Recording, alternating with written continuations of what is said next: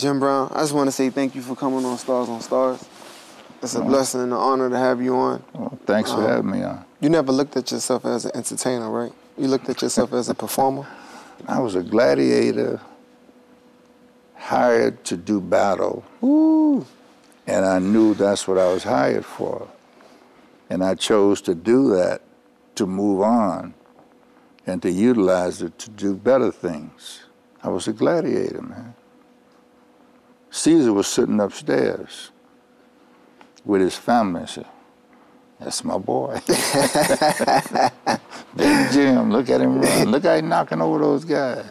That's my boy. Son, you gonna own this when Daddy's gone. And Jim's a good guy. I like him. But that's my boy. This belongs to us.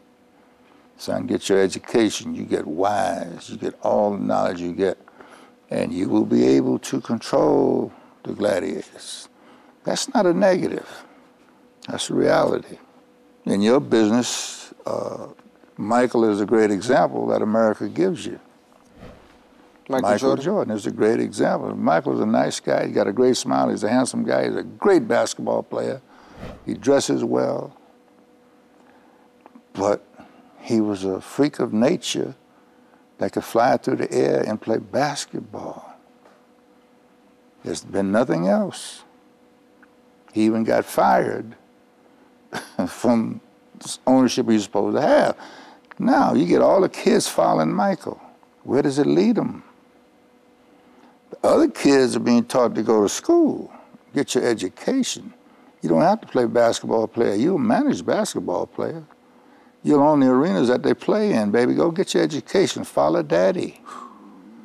You know, you don't have to jump through no hoops and jump no basketball.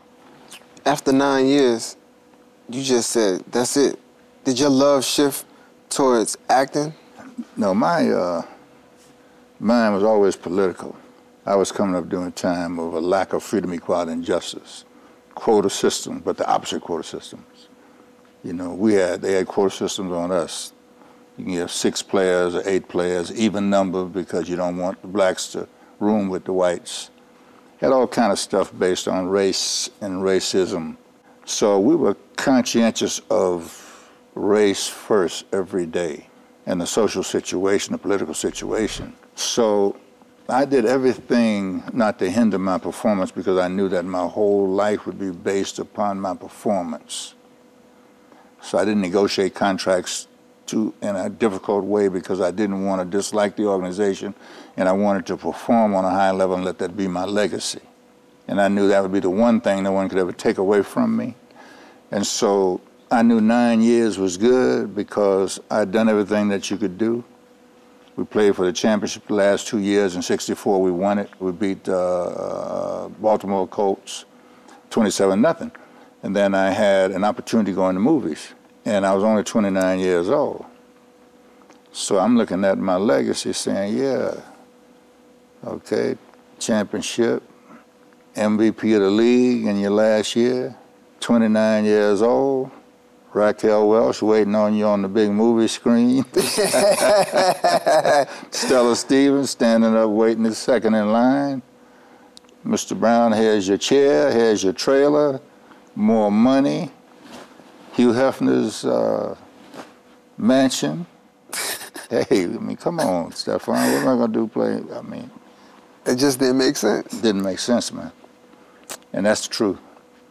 How do you feel about